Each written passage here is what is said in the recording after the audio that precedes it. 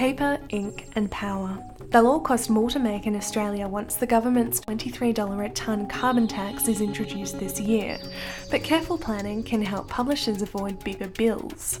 News Limited went carbon neutral in 2010, and the company is one of the most carbon conscious in the world. News Limited's climate change manager Tony Wilkins explains what publishers should expect come July. News Limited will pay the carbon tax, not directly but indirectly, through every bit of energy that we consume and every product that we purchase that consumes energy in Australia. All other publishers will be paying exactly the same amount of tax given the ratio of goods they buy. It will affect all of us.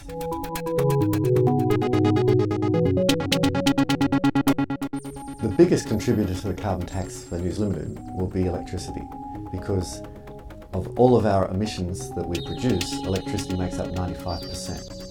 It's a very easy calculation to look at what you use in energy, and you can work out very quickly where the cost will be.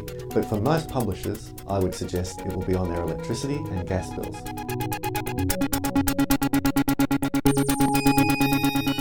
We would expect some rises in many costs. Paper might be one of the costs that go up, but it is compensated by the federal government, so it would be a small percentage rise. We form long-term partnerships as a rule with our paper suppliers like Norske Skog, and Norske Skog have taken on the same challenge as us with our carbon emissions. They've got an even tougher 2020 goal of 25% reduction in emissions. They've included geothermal power now in New Zealand. They're doing enormous things to reduce their energy use. And of course, it's important, it's a cost for them as well.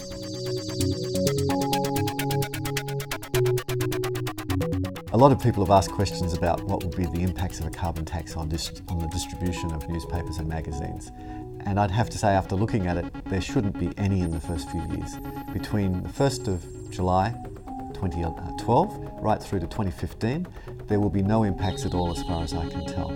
Distribution after that, large trucks will be impacted with fuel costs, but smaller trucks won't. Now that could change the composition of fleets that deliver, for instance, but that's something that we don't know about yet. That's something that the future will have to unfold for us. The efficient distribution of newspapers is incredibly important to publishers. The carbon tax after 2015 will certainly make that an even bigger impact.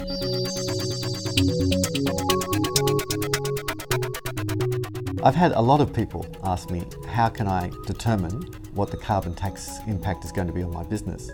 And what I'd recommend you do is go and do a carbon footprint. Have a look at what your carbon emissions are. When you get that number, just multiply it by 23. So for News Limited in Australia, we know that's going to be about $3.1 million impact from the carbon tax. And that's simply a factor of multiplying our carbon footprint of 132,000 tonnes by the $23 a tonne, and that gives you a rough estimate of where you'll be. What I'd recommend is that you do a carbon footprint for a range of reasons. If you're going to reduce your carbon emissions, then you need to know what they are. And when you find out, and I'm sure you will, what the percentage of your carbon emissions made of, it changes the way you devote your resources to tackling it. Most people probably know that electricity is the number one impact. Most people don't know their number two impact. And I'd suggest that might surprise a few people.